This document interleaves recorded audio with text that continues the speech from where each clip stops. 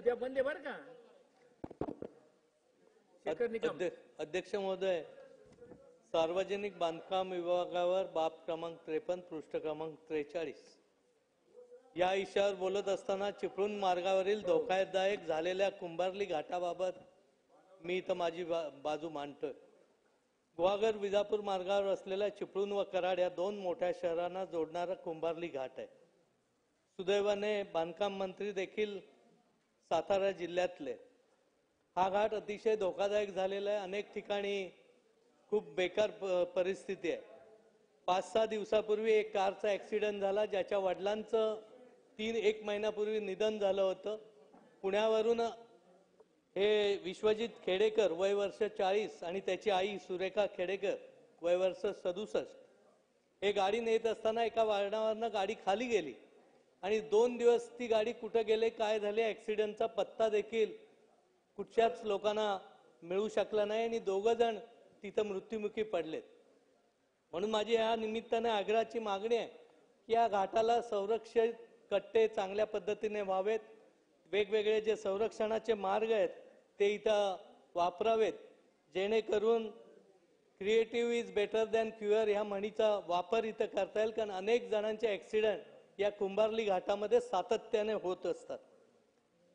त्याचबरोबरीने मुंबई गोवा मार्गाबद्दल आता काय बोलावं, कारण वेळोवेळी भास्करराव जाधव असतील, कोकणातले अनेक आमदार असतील, यांनी आजपर्यंत सातत्याने या बाबतीतलं आपलं म्हणणं मांडलेलं आहे. सुदैवाने शिवेंद्रराजे भोसले बांधकाम मंत्री झाल्यानंतर पहिलं काम त्यांनी केलं की ह्या रस्त्यावरनं गाडीने त्यांनी प्रवास केला आणि त्यामुळे आमची काय दुःख आहेत ती त्यांनी जाणून घेतलेत आणि मला आशा आहे की लवकरात लवकर या मार्गाचं देखील काम त्यांच्या माध्यमातून निश्चितपणे केलं जाईल. पान क्रमांक 40 बाब नंबर 48 मध्ये रेल्वे सुरक्षा बांधकामाला 1000 रुपये प्रस्तावित करण्यात आलेले.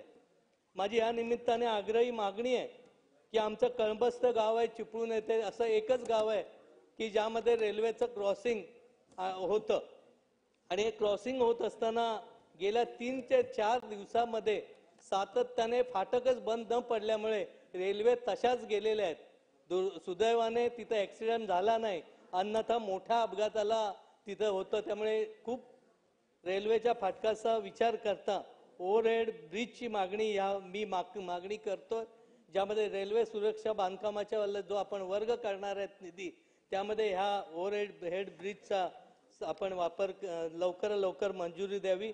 प्रधानमंत्री ग्राम सडक व मुख्यमंत्री सडक ग्राम सडक योजनेबद्दल बोलत असताना ही सगळी कामं एकाच कॉन्ट्रॅक्टरला दिल्यामुळे तो कॉन्ट्रॅक्टर पोट हिस्सेदार इथं निर्माण करत असतो आणि मग अनेक कामाबद्दलचा दर्जा जर आपण बघितला तर मार्च मध्ये केलेल्या रस्त्यावरनं आत्ता गाड्या जात नाहीत असं माझ्या मतदारसंघातले अनेक रस्ते झालेले आहेत.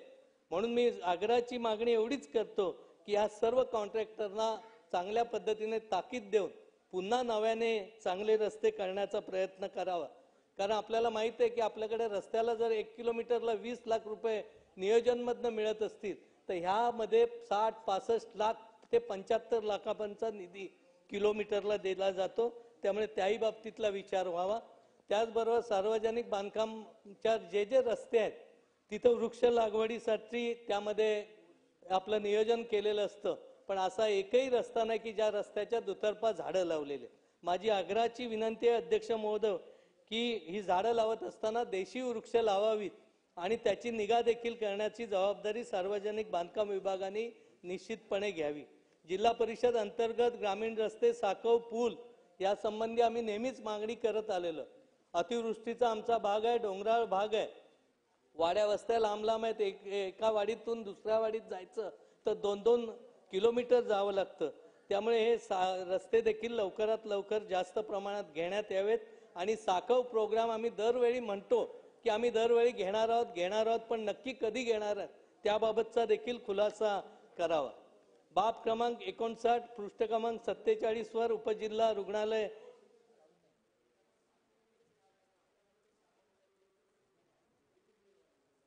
बेल मारतात ना.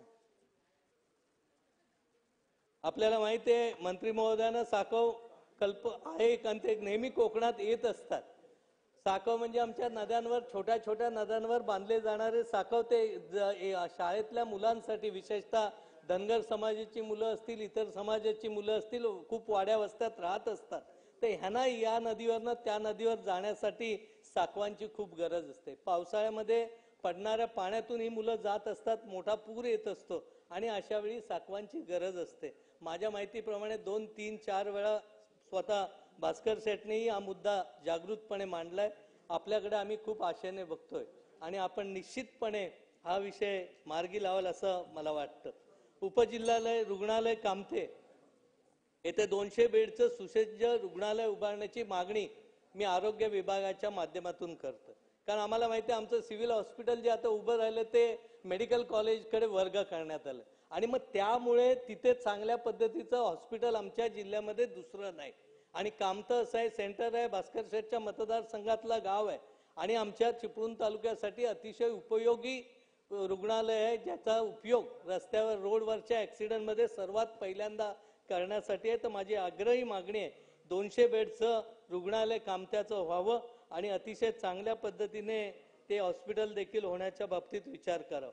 संगमेश्वर तालुक्यातील ट्रॉमा केअर सेंटर आहे, रस्त्यावर आहे, तिथे कुठचीही सुविधा नाही, भूलतज्ञ नाही, अस्थिव्यंग्य तज्ज्ञ नाही, रेडिओलॉजिस्ट नाहीत आणि ह्याच्यामुळे ते रुग्णालय ट्रॉमा केअर असलं तरी ॲक्सिडेंट झाला तर तिथं पेशंट न ठेवता ताबडतोब कोल्हापूरला द्या, डेरवणला द्या किंवा रत्नागिरीला हलवा. रत्नागिरी ती बऱ्यापैकी अडचणच येते. त्यामुळे हेही रुग्णालय ट्रॉमा केअर सेंटरच्या माध्यमातून आपण पूर्ण करावं. संगमेश्वर तालुक्यातील देवरुख ग्रामीण रुग्णालयाची बिल्डिंग खूप चांगली झाली, पण त्या बिल्डिंगचं रूपांतर चांगल्या आरोग्य सेवेमध्ये होण्यासाठी पण ज्या ज्या मूलभूत गरजा आहेत त्या पूर्ण करण्याच्या दृष्टीने प्रयत्न व्हावेत. त्याचबरोबर बाब क्रमांक 61 महिला बाल विकास बाबत बोलत असताना रत्नागिरी जिल्ह्यातल्या अंगणवाड्यांच्या अनेक समस्या आहेत. त्या समस्यामध्ये लाईट बिल भरण्याची परिस्थिती त्यांची बिकट आहे, त्यामुळे त्या सोलार पॅनलवर लवकरात लवकर करण्याबाबतही उपाययोजना करावी. स्मार्ट अंगणवाड्यांची घोषणा झाली, पण मला माझ्या माहितीप्रमाणे स्मार्ट अंगणवाड्या अजून किती कुठं झाल्यात काय माहीत नाही, परंतु या स्मार्ट अंगणवाड्या कोकणामध्ये जास्तीत जास्त घेण्याच्या दृष्टीने प्रयत्न करावा.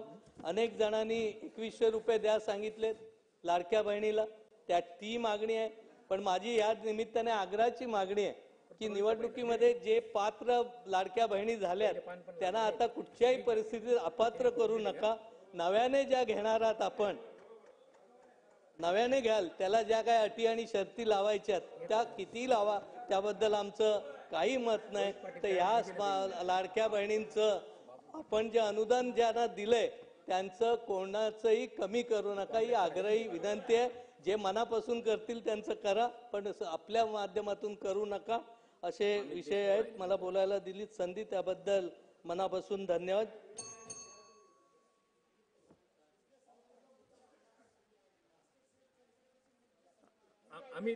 अमित देशमुख.